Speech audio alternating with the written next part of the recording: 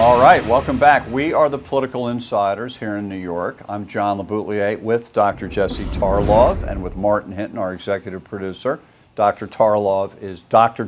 Schoen's right-hand woman, his girl Friday, author, great writer. Thanks, John. And a lot of good opinions. And Senator Jeff Flake from Arizona, the junior senator from Arizona, is the one Republican who for the last 2 months has been floated out there as maybe supporting the Iran nuke deal, which would give Obama, A, huge vote, and B, the claim that it's got bipartisan support. I believe he's come out. He's flaked on that. Yeah. He flaked out. Very flaky.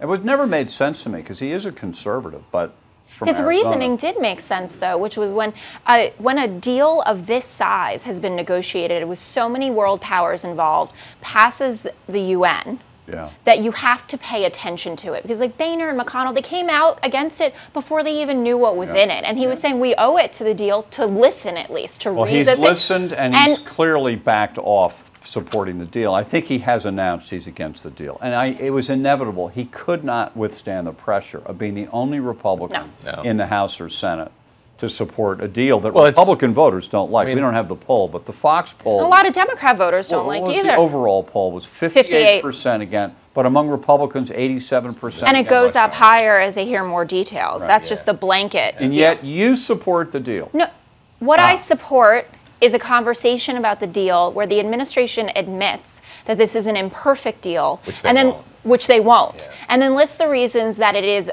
a good bet. And Nicholas Kristof, we were talking about this earlier, has an amazing piece in the New York Times about how the Obama administration should be communicating about this deal. They should be talking about the 29 nuclear scientists who've come out in support of it, the 36 military generals, David Petraeus, who said that the military option will still be on the table after the 15 years if they go back to this. We've heard nothing like that from the Obamas. Petraeus signed the other letter, though, highly critical of the deal. Don't forget that. But that's the imperfect part of this. But just, you know, Obama going out calling Republicans hardliners, things, it's just not constructive. It's part of what's wrong with Washington. This way we can't talk seriously. There's never a conversation about anything. Right. There's my side, if you don't agree with me, you're a rotten loser. It really is. You know, if it's one of those things where if you could go back to middle school knowing everything you do now, it's pretty much the same thing when you run for Congress. You know, you get to hang on in middle school.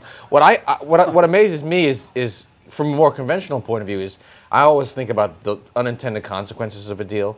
I like the basic idea of talking to people. China being a classic historic American example of something that you know was imperfect to begin with, is imperfect now, but needs to be the case. We can't not have relationships with powerful countries, and Iran is very powerful in the Middle East.